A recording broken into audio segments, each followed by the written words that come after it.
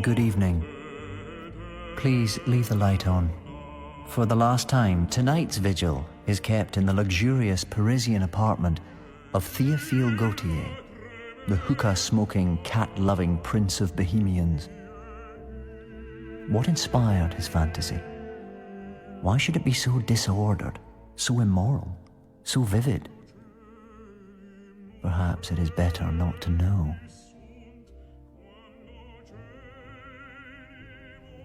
From my earliest childhood, I had felt a vocation to the priesthood, so that all my studies were directed with that idea in view, and my superiors judged me worthy, despite my youth, to pass the last awful degree.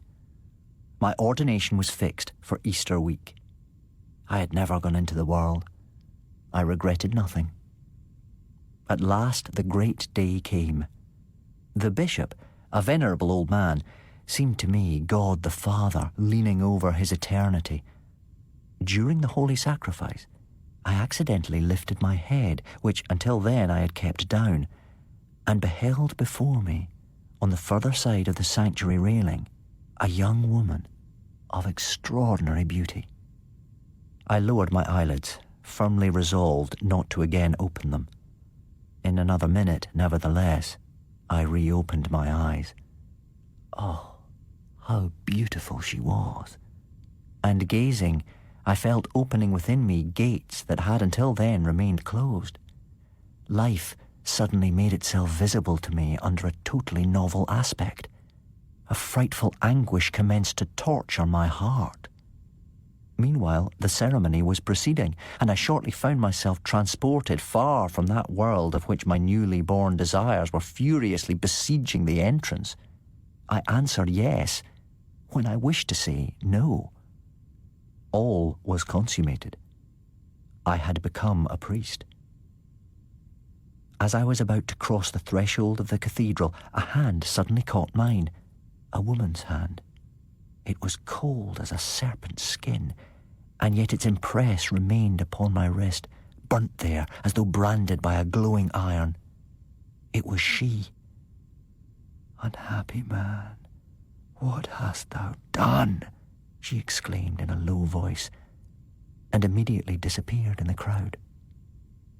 I blushed and turned pale. A companion took pity on me. He seized my arm and led me back to the seminary. At the corner of a street, while the young priest's attention was momentarily turned in another direction, a Negro page, fantastically garbed, approached me and slipped into my hand a little pocket-book with gold-embroidered corners. I concealed it in my sleeve, and there kept it until I found myself alone in my cell. There were only 2 leaves within, bearing the words, "Clarimonde, at the Concini Palace." I felt life rising within me like a subterranean lake, expanding and overflowing. My blood leapt fiercely through my arteries. My long-restrained youth suddenly burst into active being. I flung myself on my bed, my heart filled with frightful hate and jealousy, and gnawed my fingers and my bed covers like a tiger that has passed 10 days without food. I know not how long I remained in this condition, but at last I suddenly perceived the Abbé Sérapion, who was standing watching me attentively. "I came," he said, "to tell you that you have been appointed to your curacy. Be ready, therefore, to start tomorrow." As soon as my installation was over, the Abbé Sérapion returned to the seminary. I was, therefore, left alone, with no one but myself to look to for aid or counsel. For a whole year I lived thus, filling all the duties of my calling with the most scrupulous exactitude, praying and fasting. But I felt a great aridness within me, and the sources of grace seemed closed against me. One night, my doorbell was long and violently rung. A man, richly clad in a foreign costume, told me that his mistress, a very noble lady, was lying at the point of death and desired to see a priest. 2 horses, black as the night, stood without the gate, pawing the ground. We devoured the road. At last the whirlwind race ceased. The hoofs of our horses echoed upon a strong wooden drawbridge, and we rode under a great vaulted archway which darkly yawned between two enormous towers. The major domo advanced to meet me. "Too late," he cried. "Too late, Sir Priest, but if you have not been able to save the soul, come at least to watch by the poor body." He took my arm and conducted me to the death chamber. I knelt down and commenced to repeat the psalms for the dead. My eyes fell upon the bed. She was covered with a linen wrapping of dazzling whiteness, which was of so fine a texture that it concealed the nothing of her body's charming form. Wild fancies came thronging to my brain. I thought to myself that she might not, perhaps, be really dead, that she might only have feigned death for the purpose of bringing me to her castle and then declaring her love. I bent over her and grasped the corner of the sheet. I lifted it back. There, indeed, lay Clarimonde. The more I gazed, the less could I persuade myself that life had really abandoned that beautiful body forever. I could not deny myself the last sad, sweet pleasure of imprinting a kiss upon the dead lips of her who had been my only love. Oh, miracle! A faint breath mingled itself with my breath, and the mouth of Clarimonde responded to the passionate pressure of mine. She uttered a long sigh, and uncrossing her arms, passed them around my neck with a look of ineffable delight. "Ah, it is thou, Romuald," she murmured. "I waited so long for thee that I am dead. But we are now betrothed. I can see thee and visit thee. I love thee. We shall soon meet again." Her head fell back, but her arms yet encircled me. A furious whirlwind suddenly burst in the window. The lamp was extinguished, and I fell insensible upon the bosom of the beautiful dead. When I came to myself again, I was lying on the bed in my little room at the presbytery. I found the Abbé Sérapion in my room. At the first glance, he divined my interior trouble, and I hated him for his clairvoyance.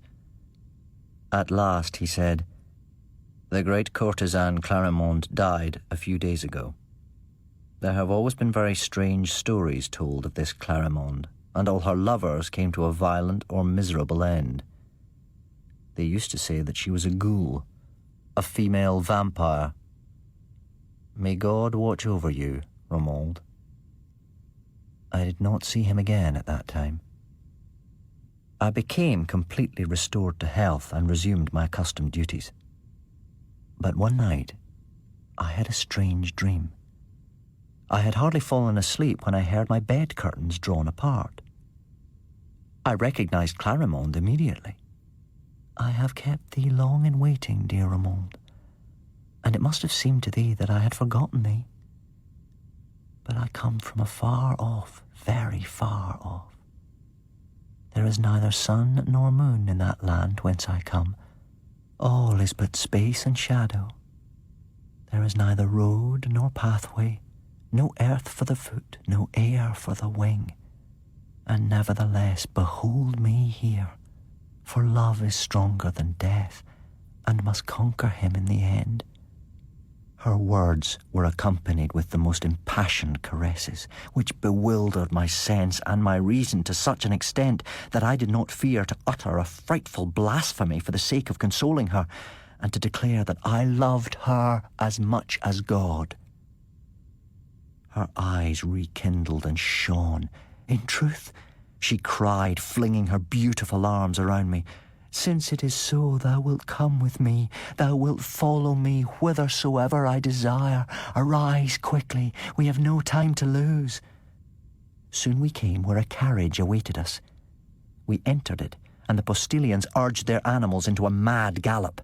I had one arm around Clarimonde's waist, and her head leaned upon my shoulder, and I felt her bosom, half bare, lightly pressing against my arm.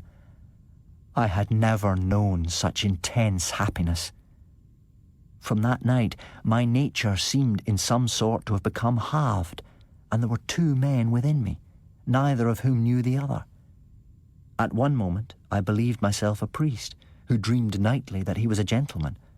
At another, that I was a gentleman who dreamed he was a priest. I could no longer distinguish the dream from the reality. I lived, at least I believed that I lived, in Venice. We dwelt in a great marble palace. I would have been perfectly happy but for a cursed nightmare which recurred every night, and in which I believed myself to be a poor village curé, practising mortification and penance for my excesses during the day. For some time, the health of Clarimonde had not been so good as usual. Her complexion grew paler day by day. One morning I was seated at her bedside.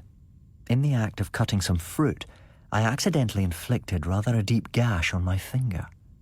The blood immediately gushed forth in a little purple jet, and a few drops spurted upon Clarimonde.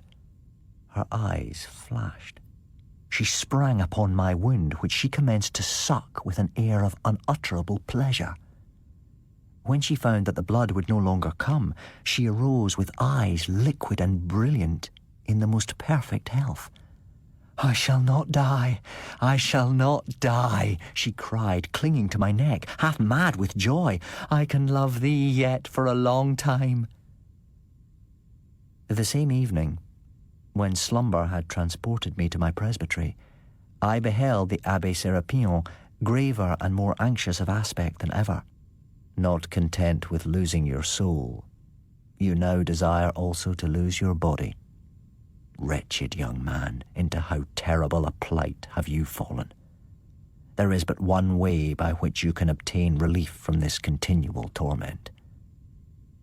The Abbé Sérapion provided himself with a pick, a crowbar and a lantern, and at midnight we wended our way to the cemetery. We came at last upon a great slab, whereupon we deciphered the opening lines of the epitaph, "Here lies Clarimonde." He proceeded to work with the pick. At last he struck the coffin itself, wrenched up the lid, and I beheld Clarimonde.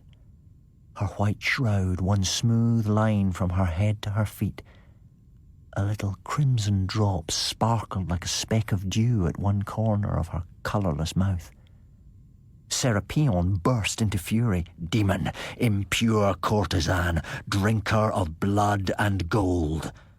He flung holy water upon the corpse, over which he traced the sign of the cross. Poor Clarimonde had no sooner been touched by the blessed spray than her beautiful body crumbled into dust, and became only a shapeless and frightful mass of cinders and half-calcined bones. "Behold your mistress, my Lord Ramond," cried the inexorable priest. I covered my face with my hands. A vast ruin had taken place within me. I returned to my presbytery, and the noble Lord Ramond, the lover of Clarimonde, separated himself from the poor priest with whom he had kept such strange company so long. Alas, I have regretted her more than once, and I regret her still. Sleep well, if you can.